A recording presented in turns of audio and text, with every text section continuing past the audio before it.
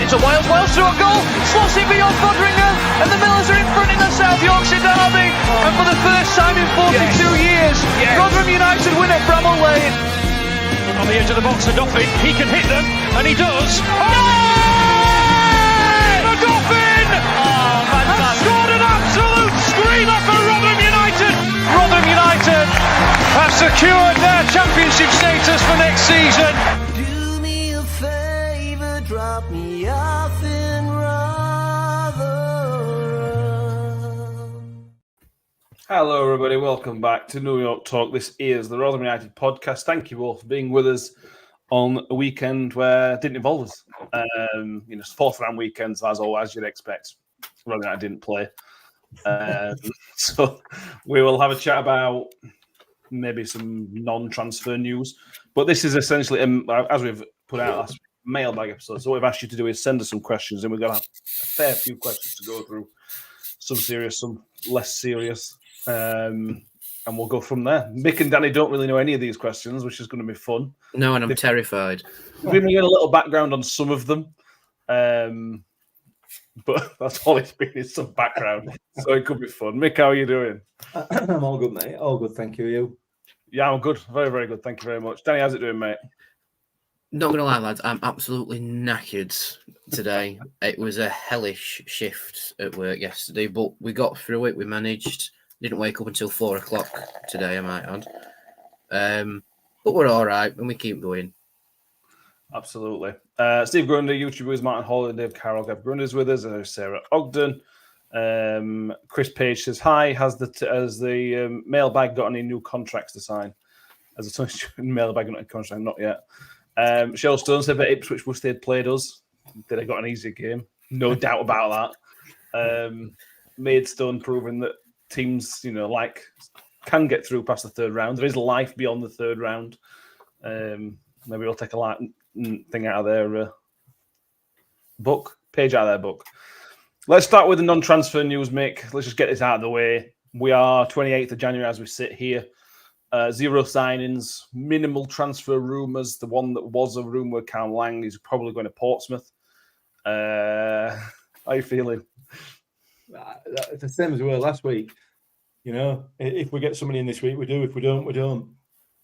Let's not worry about it. I mean, I feel bad personally that I've been off swanning about working and not being involved in getting people through the door. I've been putting tweets out that don't relate to signing people, and I'm ashamed of myself, to be perfectly honest with you. But it is what it is, isn't it? We should all be doing something about it, and none of us really are we? No. I think I asked you a few weeks ago, how would you feel if we didn't sign anybody? And I asked it just as a bit of a talking point. I didn't really think it would happen. It's becoming the point where, look, deadline day could be very, very busy. We could sign 2 or 3 players between now and Thursday, but there's a real possibility we may go without business this window. Thoughts? Yeah.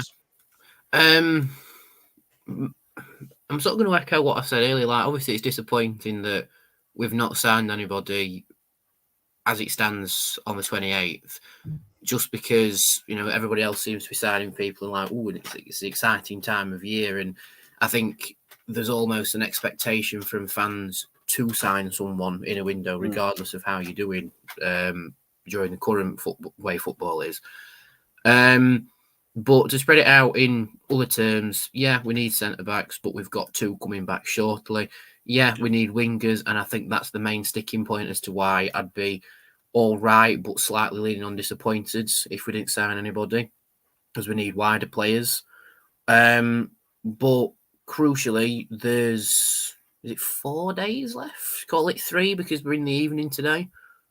Thursday it closes. Thursday, right? Okay, so a few days left, which has drastically narrowed the window on losing Victor this window. Yes. So I think that's a crucial point that he's staying. I think the only player we've lost so far is Bowler, which is understandable because he needs game time, and that might be him done at Rotherham. So wish him all the best and everything. And we've got rid of the players who weren't really cutting the mustard with us. And then we've completely finessed Peterborough and bought back Kyoso as well. So we've upset somebody as well. So in layman's terms, it's not a successful window, but what's the word? Where it's not mediocre because that means it's awful. What's the word? Where it's just like just adequate. That's the it's just adequate in broader terms, but in terms of how football is now, it's quite poor. Yeah, to add some context to the window's been. I don't remember a January transfer window like this one in general. Not Rotherham United really. I did a count up on Wednesday, I think, and there had been 7 permanent signings in the Premier League. I mean, that's just unheard of. If this so late into a window, it might be AFCON playing a part. It might be the Asia Cup. It might be financial fair play, which is playing a part in a lot of Premier League clubs. This all filters down to us here. So I know it's frustrating. I know we all want to sign a lot of players, but this January transfer window has been the quietest I have ever seen, ever. There's just nothing past. It's just crazy. It has. It has. And the bottom line is that there's very few people have signed anybody, as you pointed out there. So we're not really on our own. It's not like we're the only team out of the 92 that's not done any transfer window business. You know, the ones that have are massively in the minority. But, you know, let's not cloud the fact that Tony Stewart won't put his hand in his pocket. Rob Scott's too busy booking coaches, and Sam Todd's not doing anything at all about getting transfers in. So, you know, let's not gloss over things like that, and because that don't fit the narrative, does it? We bottom at food chain. We said it, and we keep saying it. Thursday might be a busy day. We might get 2 or 3 in. We might not. Whatever happens. You know. We just have to sit tight and wait and see. I suspect we probably will get a couple in. I suspect. But the key, like Danny said there, from our point of view, from a Rotherham United point of view, is that we've still got Victor. We keep Victor. That'll be criticised, obviously, for not cashing in. Should we go down and we don't get 15 million for him? But, you know, why would you sell your best asset if you are genuinely trying to stay in the division? Yeah. So it's an ideal transfer window for social media, because whatever happens as far as the club are concerned, they're damned if they do and they're damned if they don't. That is a perfect description of it, Mick. I like that. Do you think Elon Musk had a word on this? Do you have to get a bit more revenue going through X? Yeah, quite possibly, because there is going to be something for people to moan about. Whether, you know, I mean. Let's just bring somebody in for the sake of it. You know, just it don't matter how dross they are. That's forget it. At least we've got somebody in. Why would you do that? But it would appease some people until they then start playing and find out that they're crap, and then it'll be you know what I mean? It's just whatever. Let them do the jobs. I enjoy people getting upset about the rumours. We were linked with that guy at Newport, that McLaughlin from Newport. And people kicking off about this rumour because he's from League Two. And I'm sort of thinking, well, first of all, it's a rumour. Don't worry about it, mate. It's a rumour. And second of all, we've signed plenty of people from League Two who turned out to be all right. Matt Crooks was signed from League Two. So don't worry about it. Just wait. Just chill. Wasn't Matt Crooks our only signing of that January window as well? It might have been, actually, you know. It was the 18-19 January window, wasn't it? Yeah. I don't think it was deadline day though, but it was. It wasn't, no, because I remember him playing against Leeds and cleaning one of their players out. We signed him from Northampton, didn't we? Did. Yeah. There you go. Just there's still hope. Yeah. John Morell asks, has Tony Stewart accepted relegation, save money for summer? I just think it's the window. I think if the right deal's there, I think he'd put something behind it, but he's already said he invested in the summer. We might not think that's what he's invested as much money, but he has already invested in the summer, so I don't think we're getting loads more now. I mean, in one sense of it, he invested 10% of his net worth, or his reported net worth, in the summer, because his net worth's about 20 million-ish. 20 to 25. Yeah, and he invested 2 mil plus change in wages in the summer. So it's at least 10% of his net worth. So that's a lot for Tony anyway. CJ says Rathbone came from League Two as well. Yeah, let's not. There's some really good players down in League Two. Let's just not be snobby about it. Remember we're Rotherham United, who not long ago played in League Two. Let's try not to be snobby about the players we're signing. give them a chance if the signings do come through.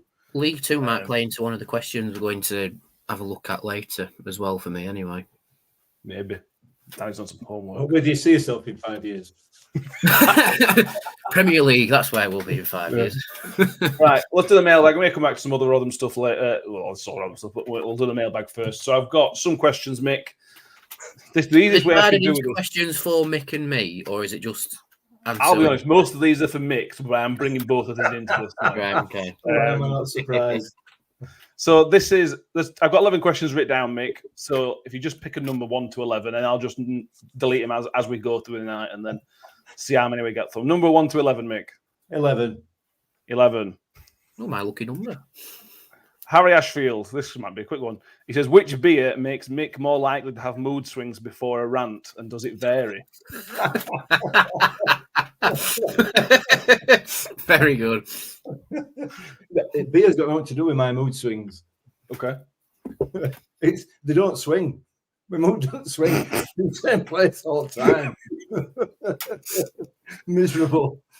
Okay. I think there's just different levels of irritation. That's what it is. Yeah, beer doesn't have an effect on me in that respect. So the rants aren't longer or shorter no matter what beer you have now? No, not really. In fact, just answer him. What beer are you drinking? My favourite. It's Red my last Stripe. can, so I'm making it last. Red Stripe. I'm going to make it last. It's my last one. I've got to go into Danish stuff next. Danny, any beer related shenanigans for the podcast wise?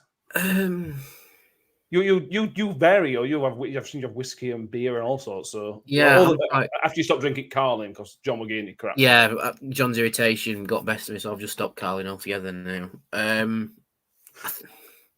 The one that makes me the most not rantful, shall I say, but it seems to be the one that gets me the most vividly talking about football is Cruz Campo at the minute. Oh, good beer.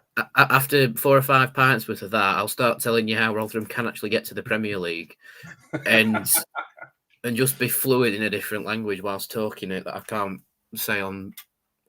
But anyway. Danny, I've seen you 4 or 5 pints deep, and you'll talk hind legs off a donkey about any subject. So, if someone was said to start talking to me about soil after 5 pints, I'd tell them which is the best kind. Good, fair enough. Yeah, it's Devonshire, by the way. Anyway, carry on. Anyway, that's for a different question. Anyone wants to send some questions in about that soil in Devon? Danny will answer those. John Morell says that he's turned Danny into a beer snob. His work is done. Nah, I've just seen sense. That's what it is. Danny, 1 to 10. 4. 4. This is from Brendan Thieker. I'm going to read out the full question. It says, greetings from a lone miller here in China, working close to Shanghai with a blade and a Middlesbrough fan. He enjoys the podcast and loves hearing Mick's ref rants. The question is for Mick. We had a couple of people send this. I've just picked Brendan as the one, but there are a few people mention this. I give you homework, Mick. Who is the best ref you've seen officiate a Miller's game? That's a great question. That's a really good question because, I'm going to have to come back on that one. I really don't know. I know you gave me the homework, and I messaged you about 4 days ago. Genuinely, I can't remember. I can only remember the bad ones. So I'm going to have to come back to you on that one. I'm really, really, really, really sorry. What can I do? There's been some good performances. Yeah, there has. Yeah. But to be fair, in my sort of view, the vast majority of those better performances have been by League One referees. Yeah, well, I was going to say that. I was going to pick out last season. No, not last season. Even before, when we played Crew at home and drew 1-1. And ironically, the referee gave a penalty against us in the last second. Wes Harding pulled the guy. I think it was Sam Allison, I think. But yeah, he was an excellent referee. He didn't win the game. He cost us the game because he rightly gave a penalty. But he was a brilliant referee on the day. If I'd been able to remember his name, that's who I would have picked. I'll be honest. So I'm pretty sure it's Sam Allison. yeah, I thought he was excellent in that game, and he has refed us a couple of times since as well. And he takes charge of the game. He don't take any messing about, and he's consistent. So yeah, I would say him, Sam Allison. I think so. Yeah, I think that's what. Honourable mention, I thought Rebecca Welch was one of the few excellent referees we had this season. Again, it was in the Hull game where we didn't really make it very difficult for anybody to referee the game. And I know she's had some poor other games, but she was excellent on that whole game. Danny, any spring to mind? If you can't remember the name, just sort of games that we can sort of go, My one that sort of sticks in my brain is Steve Martin when he refed us against Reading when we absolutely battered us. Is that because he set Barlasser up? No, it's because I thought it was very fair for both teams. Reading was just appalling. Steve Martin has been very hit and miss with us since, and it's probably because we told him he did too well against Reading for us. But that's the game that really sticks in my mind. Like, actually, he's had a really good game for us, and there's not really been much criticism directed at the referee after the game. It might be because we won 4-0, I don't know. But that seems to be the game that there was the least amount of flack directed at the referee, as far as I can remember, anyway. Yeah, he must not have been wearing his stupidly tight shirt, Steve Martin, in that game. Might be wrong. Is it Steve Martin with the ridiculously loud whistle as well? Yes. Yeah. He's very much the typical referee of, look at me, guys, I'm in charge. that guy. Martin Miller says that Sam Allison's the new Premier League referee, which, again, from that one game, doesn't particularly surprise me. Yeah. I guess Rebecca Welch is now a Premier League referee as well, absolutely. Shelley says, do you also think that psychologically we think a referee is better when we've had a good game or result? I think for us, Mick, doing this, we have to look at it a bit differently. Yeah, because if we came here every single game and we'd lost and berate, I know we do a little bit anyway, but we've got to try and be a bit more objective. I know we fail. Mike will tell us we fail that sometimes, but we do try to be a bit more objective about a refereeing performance. Look at the Borough game last week. I thought we got away with a couple of things. We got a point out and we were successful at it, but I don't think the referee had a good game because I thought he could have given a couple of penalties and whatnot. But it is difficult, isn't it? It is difficult. It is, and the issue we've said it many times. The issue from a refereeing point of view is not necessarily the ability or competence of the referees, because like Mike points out very regularly, they train, but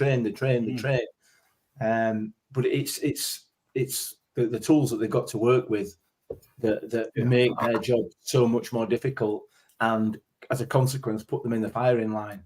The rules are now so ridiculously complex and ridiculously rigid as well, that it's not a job that anyone really would want to do. But what that does do then is it leads to interpretation. It leads to inconsistency. So it's a really, really tough job. I honestly, I wouldn't do it for a gold pig. I genuinely wouldn't, because it's so difficult. But some of them, we know, are really, really bad, and others are at the top of the game. But even the ones that are at the top of the game are kind of forced into mistakes because of what the rules that they're trying to implement and the way other referees interpret them. As a perfect example, the Spurs Man City game the other night, the Man City goal, probably 9 times out of 10 that's not given because it's for a foul on the goalkeeper, and yet on this occasion it is given. Yeah, and in my view, probably arguably rightly so. But, every supporter of every team can go through and discuss how many goals they've had disallowed for something similar, and it's in the 10s, 20s, it's loads. So that's where it all falls down, and it makes it so difficult for the referees to make the right decision. So it's a tough one. It's a tough one, but while ever football's been a thing, the referees have been subject to scrutiny by supporters, and a supporter of one team could sit next to a supporter of another team, and they both have a completely different view of how the referees officiate the game, because it, like Shelley said there, that does play a part in it. But yeah, Sam Allison, probably the best one I've seen so far. Yeah.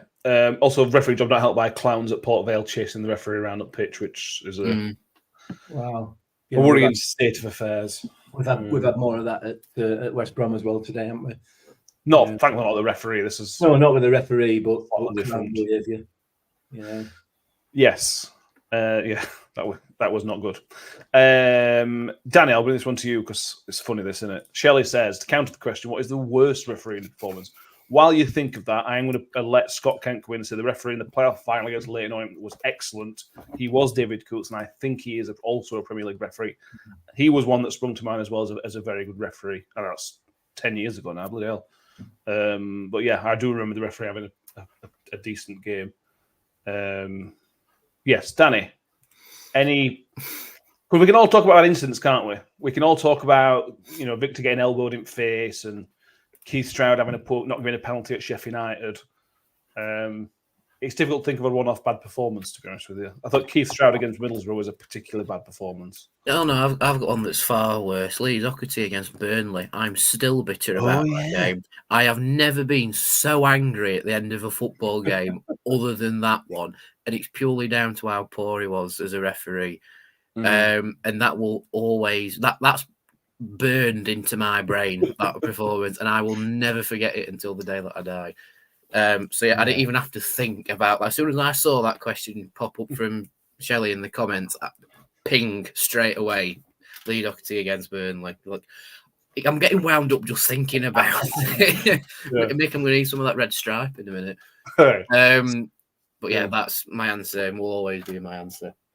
Scott Kent says that Trevor Kettle against Barnsley, which was 2005 or 6, I think, sent 3 players off, sent the manager off, and gave a goal that wasn't over the line. Other than that, great game. Yeah, so that's a very famous one. So we mentioned about Bobby Madley. I think it's interesting, mate, because when referees have a bad game, they don't normally have a bad 90 minutes. They often just have 10, 15 minutes where they kind of lose their head. Bobby Madley was a perfect example of that this season. Yeah, he didn't have a bad game, but for 15 minutes his head went and it just went crazy and it killed the game for us. That tends to be how the performances really go down for referees, doesn't it? I think. Yeah, it does, and that can happen to all of us, can't it? That does happen to all of us. You get frustrated at work or something goes wrong or whatever, and for 15, 20 minutes, or in my case, sometimes longer, you tend to lose your. How many years? Yeah, quite a few. You do tend to lose a little bit of a grip on what you're supposed to be doing, and so it's understandable. And given the environment that they're working in, with however many thousand people screaming at them as well as the 22 players on pitch, it's a really high pressure situation for them. So you can understand why that would happen, and that's, I guess, difficult to train out of somebody. So yeah, I mean, you're absolutely right. The worst performance for me has been this season. The worst overall performance for me, and I hate to mention it, but Gavin Ward at Plymouth, I think probably was one of the worst refereeing overall 90 minutes performances I've ever seen. So he had that was both teams as well, weren't it? That was both teams, yeah, 100%. Hakeem Adofni should have seen red. There were all sorts of stuff that went on in that game that he just lost complete control of it. So, but like I said, it's not a job that I would want to do. I genuinely wouldn't. And I mean, like all of us, my job's a high pressure job. There's a lot of pressure involved in what I do, but it's not that I wouldn't step over into something like that. It'd just be too much. Yeah. Tom Case says Jared Gillett. I think that's worth a shot. Always seems decent. Doesn't seem to give soft out. He did the Blackburn game on New Year's Day. Most sort of a memorable. He did the Wednesday game in lockdown, the home one where the drone stopped everything. Yeah. Australian guy, who wasn't aware. John Morrell says worst performance from the officials this season has to be the old VAR in the Spurs Liverpool game. The goal said, yeah, can't argue with that. That was a bad one. We had a question, Mick, I didn't put it in. Somebody asked us a question, if life had gone differently, would you have married a referee? I saw that, yeah. I didn't put that one in. I know your wife sometimes watches this program, so I didn't want to put it on. She's already seen that question, and I've now been told I'm not allowed to answer. I can answer it, though. She's not a referee. Right, back to the question. I can answer that question. Go on. It makes some very interesting relationship predicaments. Could you just be giving you yellow and red cards, depending on what you've done? Mainly red, mate. Yeah. Mainly red, yeah. There's a sitcom in that, I think. Mick marries a referee. There's definitely something. You've heard of my parents are aliens, my wife's a referee. Very good. Husband, depending on which way. Mick, back to the questions. Go out 1 to 9. 7. 7. I'll come to you, Danny. Do you think we have seen Victor's last game for the Millers? No. Short and sweet. Are you very confident that that's it now for Victor, in terms of this window anyway? That he's here now. Yeah, I am leaning on the side of caution because someone could still come in with an absolutely silly bid and take him off as, like a bid we couldn't turn down. Yeah. The sort of bid that would build the new training ground for us, that sort of money. But in terms of this window, it's like the wrong time to sign a goalkeeper permanently. Sometimes it's on loan to provide a bit of competition, like what Sheffield United have done. But you don't really see keepers move permanently in January. It's definitely more of a summer rebuild, strengthening sort of transfer. So I'm confident that, leading on the side of confident that Victor will stay for this window. Summer, we'll have to wait and see with that one. I do think if we go down, Victor will go elsewhere just to further his career rather than being in League One again. So I'm sure he wants to play at the highest level he can. But for this window, to put a percentage on it, I'd say like 75% confident that he'll stay. And his next game for us will be against Southampton on Saturday. I completely agree. I think people are fed up. Certain people will be fed up with us talking about Victor potentially leaving. Mick, you are satisfied over here? Yeah, I'm obviously very, very satisfied and quite amused with Sheffield United's choice, to be honest with you. I mean, they brought this keeper in and they're sending Fotheringham out. Yeah. Which seems a bit bizarre. And I mean, I didn't watch the whole game yesterday, but I watched quite a bit of it. And he, I'll tell you, that the goalkeeper that they signed reminds me of, who is it that signed that bloke, that player who'd never played football in his life and spent I don't know, I can't remember what it was, but he just reminded me of that. He looks like he's got no idea what's going on around him whatsoever. I mean, his technique, it's just like, genuinely like he's seen it on FIFA and thought, I'll tell you what, I'll give this a go. I think they've made a bit of a mistake there. I'll be honest. It happens this. So he's been back up to Oblak, I think, at Atletico Madrid. And you get this. Obviously, when Leeds signed that Real Madrid keeper, I can't remember his name now, but they spent a lot of money on him. But he'd been back up to Casillas for 15 years. I mean, he got 4 Champions League winners' medals. But he'd been back up and he'd come to Leeds and he just lost his head. So great shot stopper. But his all-round awareness for football was rubbish. You could tell he was a second-choice keeper. And I wonder if that's going to be a similar kind of situation. I don't even think he's that good. I might be wrong and I might be proved wrong, but it just seemed like he genuinely didn't know what he was doing. I think Chris Wilder's had his pants down there. It's just genuinely. The thing is, he'll not be with him in Championship, will he? That's the thing. Well, because it'll be a lot of money. If we stay up, I hope he does. You mentioned, Southampton signed a relative of somebody, didn't they? As he was usually, it was Ali Dia, I think. Yeah, that's the one. He played an hour or something like that. Yeah, something like George Weah's cousin or something like that. Graham Souness signed him, and that's what he strikes me as. You know the first Brighton's first goal, which looks like an absolute screamer.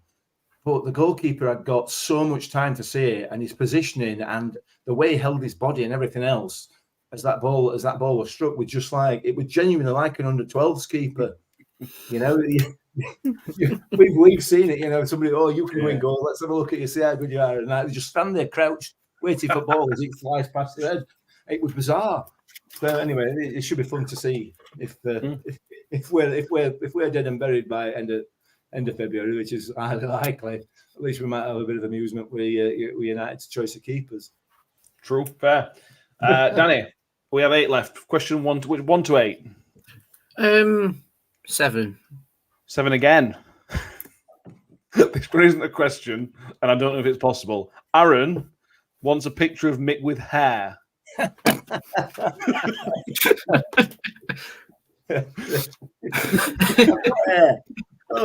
there.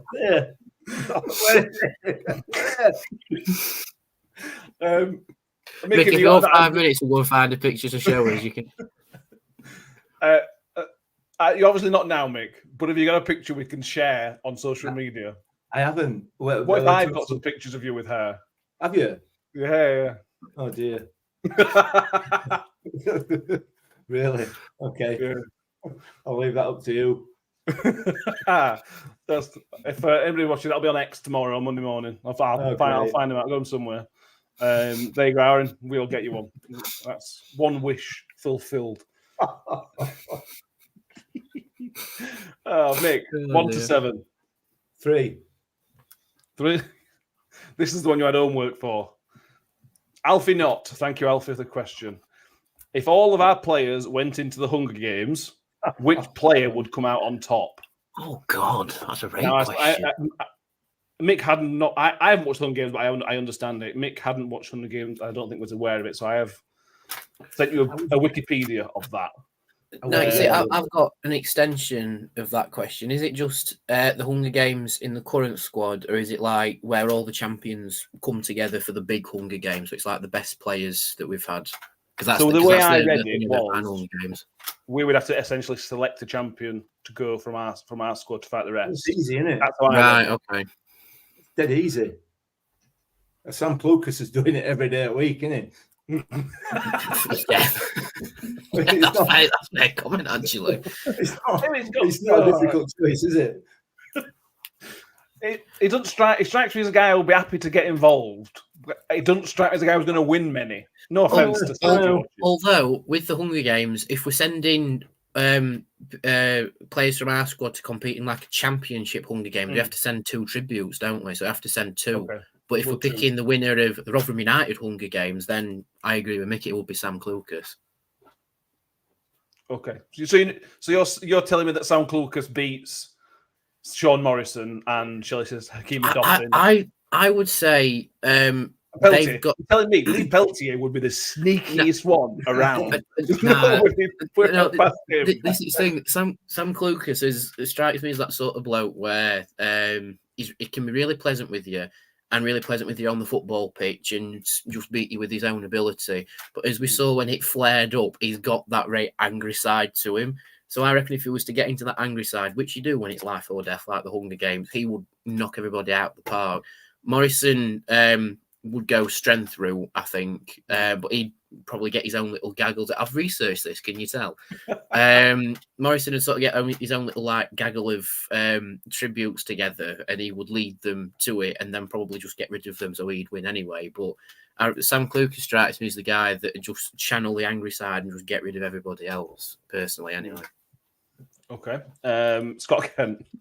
Scott Kent says Tom Eves, and I think that's a good shout because when you watch certain films and then there's all the blokes sort of fighting, and then there's this beautiful woman that turns up and takes a helmet off and her hair's flowing and they all get distracted. That'd be Tom Eves. They'll all be crying. And Tommy would just take his hat off and flick his beautiful hair around and they just get distracted and just win. I think that's a good shout, Scott. It's because he's worth it. Shelley said Hacks. I think Hacks is too nice, to be honest with you. I know it'd be life or death kind of situation, but he's got. I don't know. I just think he's too nice, Mick. Sorry, I was just interrupting you mid-tip then. Sorry. Yeah, no, I agree. No, he's strong. He's fast. He's quick. He's aggressive. But he's too nice. Yeah, I'm going Pelts again. Just wind Sam Clucas up, poke him a little bit, and get him going. Job done. If we were to send 2 for a championship Hunger Games, I would say Clucas and Kelly, personally. John Morrell says Kelly. Says Brave Man out to Kelly. He looks like a loony on face value. Yeah, he has got that look about him as Georgie. This is no disrespect to Georgie, but he strikes me as one of those where as soon as two fuses touch together, he's gone. Yeah, You know, he won't bat an eyelid as well. You know, when things get rough, he won't be bothered and just carry on going. Yeah, I'm sticking with Peltz. I want Peltz as my man. Chris Teller says he's never seen Hunger Games, but don't want to now from what we've said.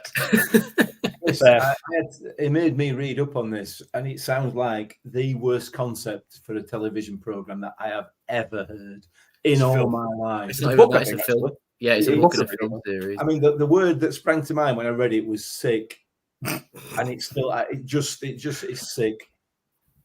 Okay. The books are a lot better than the films, though. Truth be told, still sick. That tends to be the case. Shelley says if it's brute strength, he says hacks all day long, but Jamie Lindsay would have a good go as well. Yeah, I wouldn't want to get alongside of Jamie. Ollie would be like the Tasmanian devil, wouldn't he? He would, yeah. He'd be everywhere, wouldn't he? If we're all being honest with each other, the one you'd want to do, you just bring Guy Branston back out of retirement. Yeah, of course you would. Then we'll be fine. If it was the Legends Hunger Games where all the former champions come together, Guy Branston 100%. Correct. Power Matt says Hugo would play dead until it's all over.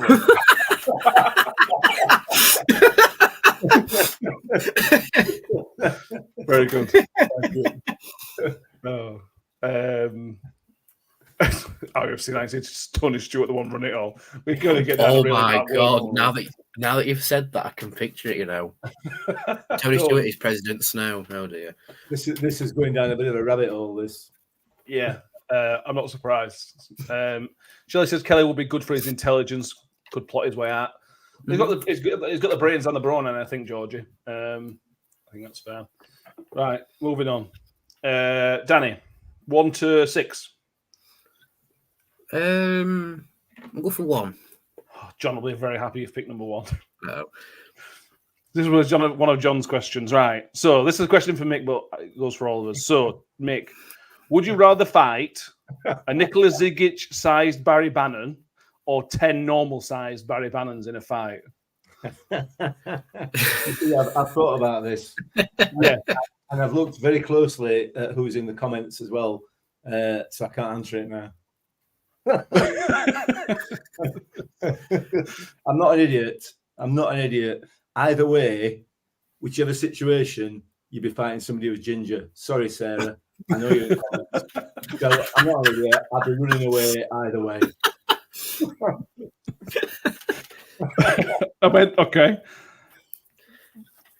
That's it. That's my answer. So you're not fighting any of them? I'm not fighting either. That's a great cop-out answer. That's a cop-out. Why would you? Why would you? I'm going to get leathered. Ziggy should put brown hair. I don't want to say it's ginger. Well, that's Ziggy didn't. But if he's a Barry Bannon size, Ziggy size Barry Bannon, then he's going to be ginger. Okay. Just for context, Zigic is 6'7.5", and Mick, you're one of the few of us, and me and you are one of the few of us that's held the Barry Bannon-sized shirt. That's so true. We know how big he actually is, and he isn't very big at all. But there's 10 of him. You know, you'd have to go for a big lad, wouldn't you? You'd have to. I would go for the one big one. It would depend also. So it depends what kind of situation. If Barry Bannon's been 6'7" all his life, then that's a bit difficult because he's used to being massive. But if it's suddenly sort of a kind of lightning strike kind of situation, he ends up being like Captain America, and he has Mr. Captain Sheffield Wednesday, and he has super soldier serum. If he's suddenly massive and he's not used to that height, you might be able to sort of put him off balance quite quickly. You've thought about this, haven't you? It's the point. So I would go for the tall one on that one. I go Zigic side Barry Bannon. Daddy? Now, you see, now that we've sat down and thought about it, I came in with the mindset as soon as I heard 10 normal-sized Barry Bannons, it's like, oh, I get to punch Wednesday's captain 10 times in the face. Happy days. No disrespect to him. I'm sure he's a lovely bloke in person. It's purely for the team that he plays for. But now that we've sat down and thought about it, it's like, actually, it would be a proper skirmish with 10. But I suppose if it was the 6'7" size Barry Bannon, I imagine it'd be one punch and lights out. But if you got a few licks in, you'd get the respect for it, wouldn't you? Yeah. I would go for the big one personally. I'm sure Brian Bannon, we should say this, but this is Brian Bannon obviously sent us a signed shirt to sell for charity. So we should say, Top great man. guy.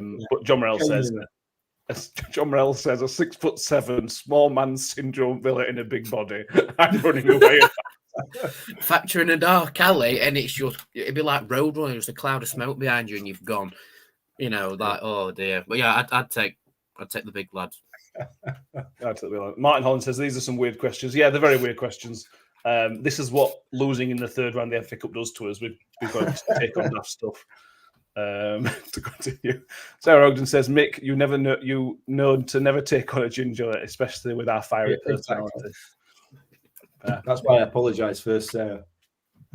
We have basically serious questions left, so that's probably done. So there are 5 left. We might not get through all 5, but Danny, give me a 1 to 5.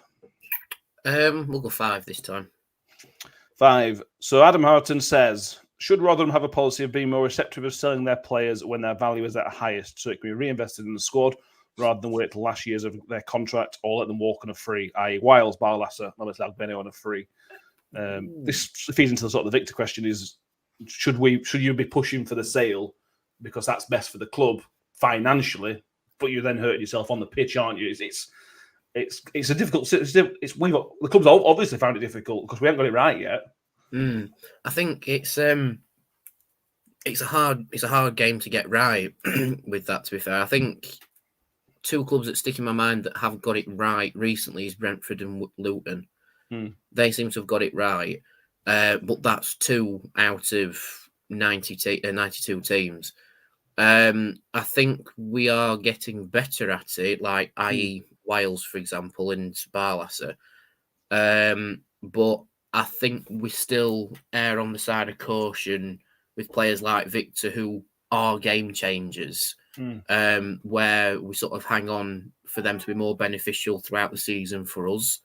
We're definitely getting better with contract situations. Like, for example, Victor's still got a year left on his contract this coming summer.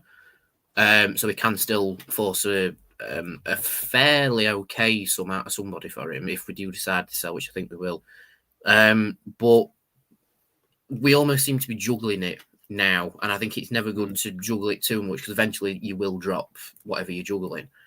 And I think we are juggling beneficial to the squads and league position and financial profit with players. I would like us to see him go more towards financial profit because then we can reimburse it back into the team and improve the training ground and the squad itself, etc. And it'd be a shorter term thing, but it also carries more risk, which is, I think, why we've not jumped in the deep end with it just yet. I don't know. It just depends on how long we're willing to juggle it for, because eventually it will drop. It's just picking the right moment to lean into one or the other fully. Yeah. Danny mentions Brentford there, Mick, and I think they're a good example. The problem for us is we're not in that Brentford mould because whenever Brentford did it, they were always steady. They were never in a relegation fight, so they would never had the risk of we've either got to sell these players because we're in League One, or oh my God, we're in League One, so they're worth half the value. We're not in. We don't have that luxury because we don't have the sort of the millionaire owner that they did. So that it is the right model to go if you can do it. But I'm not convinced we'll ever be able to stable enough club. You look at our history of going up and down. I did some maths the other day. Over the last 28 years, we've had something like 14 promotions and relegations. It's ridiculous. Yeah. We're not a stable football club. So you can't really have that model if that's the club that you are, can you? No, you can't. And it needs some planning. And I think he tried to do it with Paul Warne as manager. He gave him a long, long time. And unfortunately for Warne, he wasn't able to just make that step up to be a championship manager. I think probably with the exception of that first season that Warne took over halfway through, I think we've probably had the squads capable of staying in the division each time that we've got relegated. But unfortunately, the manager's not been, and I don't want to call Warne out because for obvious reasons, but I just think he wasn't able to take that step up. we brought Matt Taylor in hoping that he could do it. He obviously couldn't. Hopefully, this manager can, but it's going to take some time in order to be able to achieve what you're asking us to achieve there. Like you rightly point out, you've got to try and remain in this division in the Championship for a few seasons to be able to kind of consolidate a little bit, and that way you can start that turnover of players. When you're going up and down constantly, you're not going to attract those players. It's going to be so difficult, as we found out, so difficult to attract those players because they don't want to be relegated. Or when you're in League, the time to do it is when you're in League One, when we got like Benny in there and Victor, excuse me, and others. So, yeah, hopefully now Rob Scott's taken over as director of football. There may possibly, hopefully, be some more sort of longer term planning in terms of contracts and in terms of becoming self-sufficient the way that Brentford did. Lots and lots of other clubs are trying the same thing, aren't they? So it is the way forward. There's no doubt about that. I said the way forward. It's the way football clubs should be run. Yeah, it's not. It's not. It's hardly. It's not a new concept, is it? So yeah, yeah, we should be doing that. Yeah, absolutely, we should. Whether we're going to be able to, who knows? I think it doesn't really play into our favour that we're trying to do it the quote-unquote right way. And we're not just going to throw money at it and hope something sticks, which you've seen loads of clubs do, and some fail rather drastically at it. It feels like we're trying to do it the sustainable way, which in the football world, in terms of spending money and the nuts figures that gets thrown around in football now, we're still in the minority doing that, even though it's the right way to do things. The problem with that is, Danny, that people, certainly younger supporters, and that this is no disrespect at all. I'm not having a dig, but younger supporters don't really understand that, and they don't want that. They want it's a generational thing and everything else, but they want the satisfaction now. They want the fun now and everything else, and kind of without any eye on the future. And I know people don't want to hear it, particularly again, sort of younger supporters, but we want to have a club. I want to have a club in 10 years' time, in 20 years' time, and it is the only way a club of our size is ever going to be able to maintain its existence by being sustainable. And we're not going to be spending 10, 15 million pounds on a player unless we get lucky like Luton have got, or unless we're able to sort of master the buying and selling routine like Brentford have done. Other than that, I don't see it happening. So, we'll see.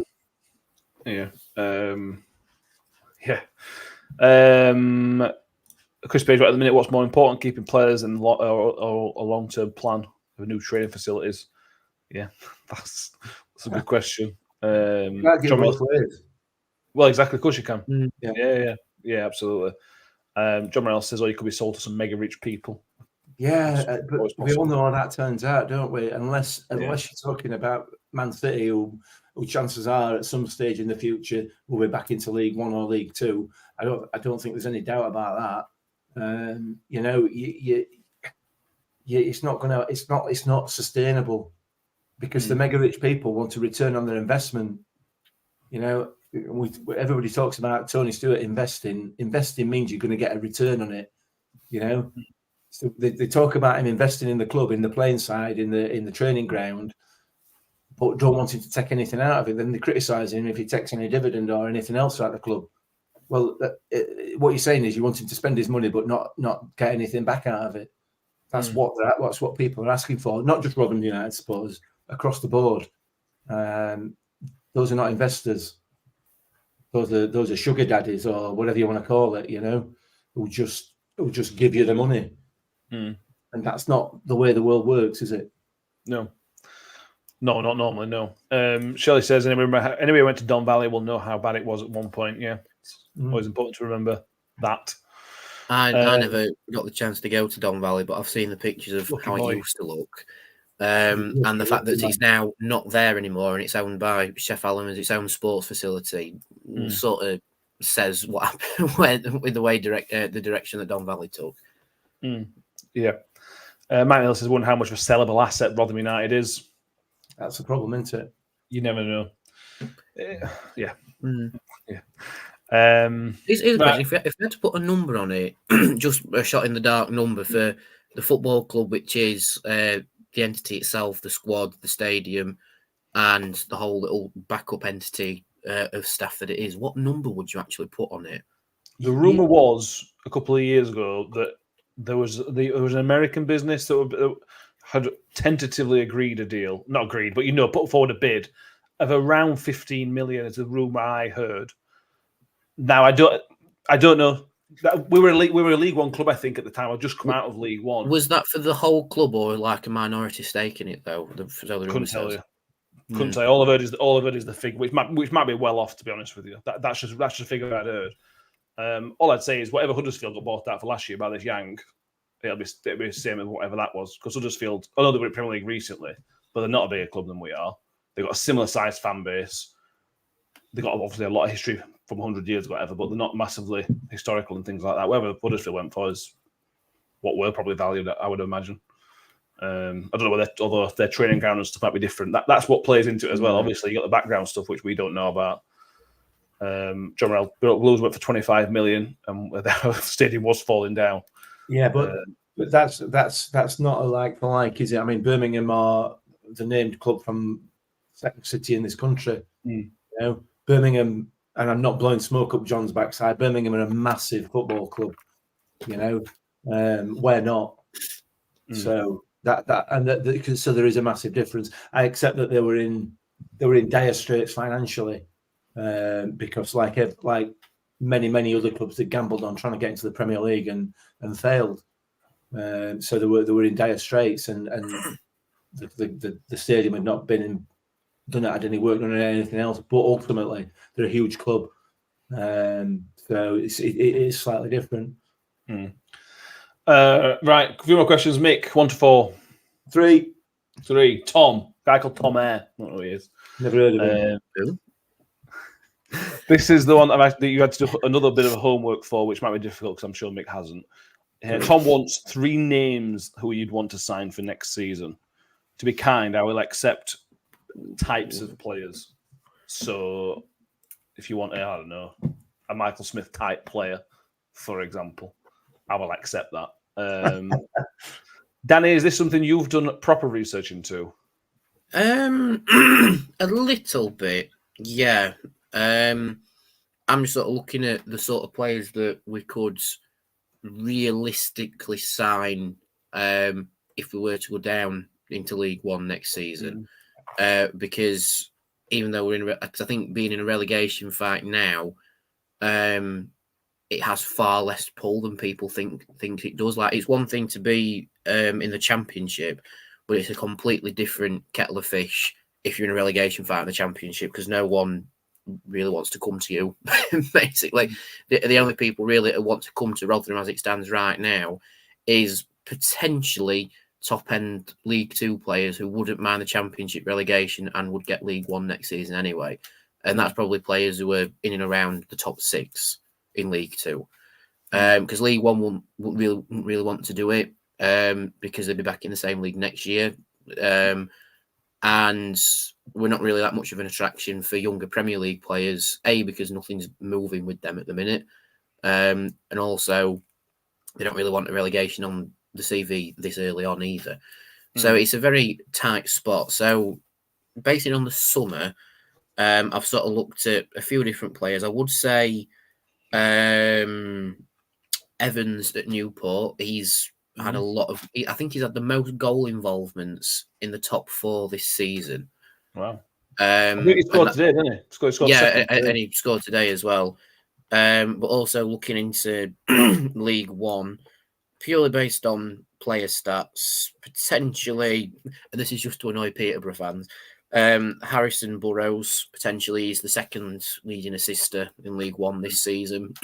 So if Peterborough don't go up, and Rotherham have a knack of going up from League One when they've come down. He might come to us potentially. But also someone like Jordan Rhodes, who's got the second most goals and assists in League One as well. Even with the Wednesday link. Yeah, the Wednesday link, just for laugh. It's about time it went the other way. They keep taking our linked players away. So yeah, they're my three: Rhodes, Burrows, and Evans. Fair enough. Tom Kay says we'd like to go for Gems in the lower league. Langstaff at Notts County last season was obviously in the league. Shouldn't have cost too much from non-league. I think he's been linked with Coventry for reasonable money at some point. So we mentioned like Pritchard. He'll probably follow Tony Mowbray, I suspect. Scott Gedson Moxon from Carlisle, without a doubt, he's a Barlasser type player. Now you see that could be achievable because if we were to give KO to Carlisle permanently in a swap, an idea. Yeah, well, what I know, Mickey, I assume you've got no names for me. Yeah, I have. I've got one name, definitely. Josh Vickers. Okay. I would be in for him, like a shot. Quite frankly, we know that Victor is going to be leaving at some stage. Probably not this window now, but certainly in the summer we would expect him to leave. And Josh Vickers is right up there as far as I'm concerned. He's an excellent keeper. So we're going to need to replace. We're going to need to replace Victor. We're going to have to. And I'd be all over Josh Vickers, all over it, definitely. He's not settled in too well. I think Derby fans have given him a bit of stick. Yeah, well, that's not like Derby fans, is it? I mean, Fair. you know, it's not like them. They're a massive club. You see, you've got to understand that. You know, and they really absolutely shouldn't be where they are. They don't deserve it. The fans don't deserve it. The club don't deserve it. So you know, they're going to be upset. You know, they're having to buy players from little Rotherham United and stuff like that. And we've even taken a manager from Rotherham United. It's madness. You know, so the world's upside down.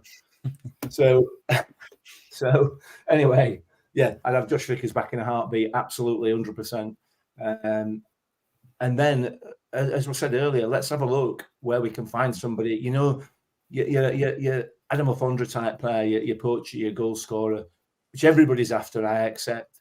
You're not going to find one that is at Alfie's level now, but certainly we did, and there will be others out there. So we're crying out for somebody who's going to put the ball in the back of the net.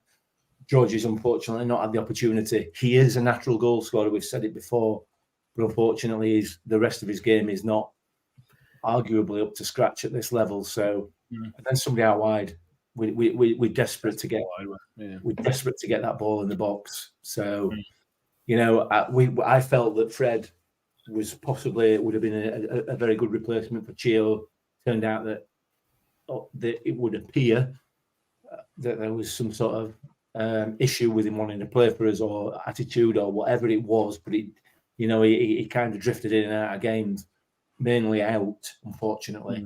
When he was in it, he was very, very good. But so, yeah, those are the areas. But goalkeeper for me is going to have to be very, very high up the list on that summer transfer wish list. And Josh Vickers will be there for me. The problem with Vickers is he's very injury prone, and that was his problem with us, weren't it? I don't think he did a full season fit. Sorry, so. But that's why Victor got his chance, isn't it? Victor only got his chance because if the world went a different way, Victor wouldn't have played in the Papa John's pizza trophy final, and then who knows where we'd all be?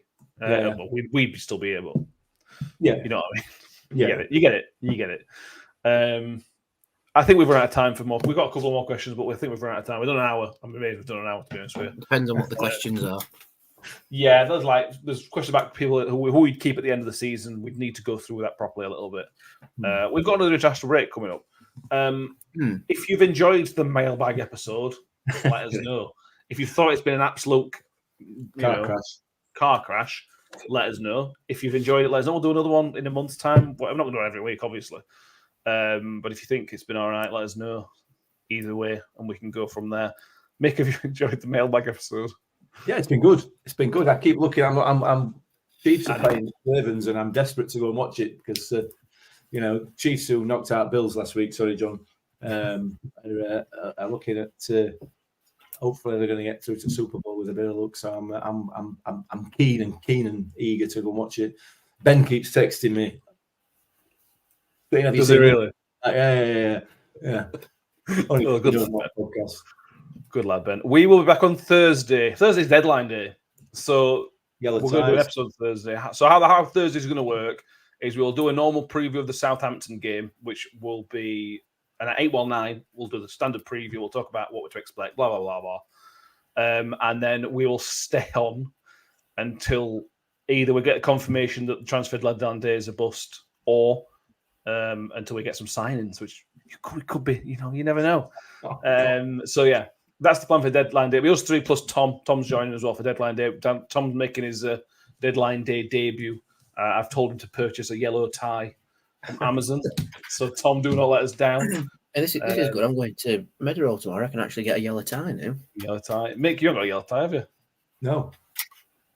I represent Rotherham United on the transfer with my Rotherham United tie. Shall I just have a feed up on my phone of completed deals? I can just keep telling you when something happens. There'll be nobody. There'll be nothing. No, I mean just like overall in championship. That's what I mean. There'll be nothing. It'll be so quiet. It'll be crazy. So that's the plan. Let us again. Please do subscribe on YouTube if you haven't already. If you're watching on YouTube, click subscribe. Give this video a thumbs up as well because that helps with the algorithm nonsense. So like the video because then it's good. If you're on iTunes and Spotify, make sure you've subscribed and give us a 5-star rating wherever you do watch that as well. John Reynolds says Mick can wear a yellow wig instead. Now we're talking. That's an idea. That Mick. Yeah. No, he won't do it. He won't do it, John. we can not wish it. Danny, have you enjoyed the mailbag episode? Yeah, it's been fun. To be fair, it's nice to get questions in from the wider community, shall we say? And I would like to do one again. I'd also like to do like a proper Q&A episode, but I don't know whether that would be better live and in person or over the internet. But I'm sure we'll have discussions about that at some point. More work for Mick. Yeah. Anyway, thank you everyone with us tonight. People through the comments. Thank you everyone listening anyway, else, wherever you're watching and listening. Thank you very much. We'll see you Thursday for the excitement of deadline day. And as always, up the Millers. Up the Millers. Slides into Wales through a goal, slots it beyond Rotherham, and the Millers are in front in the South Yorkshire derby. And for the first time in 42 years, Rotherham United win at Bramall Lane. On the edge of the box, the Dolphin, he can hit them, and he does. The Dolphin has scored an absolute screamer for Rotherham United. Rotherham United have secured their championship status for next season. Do me a favor, drop me off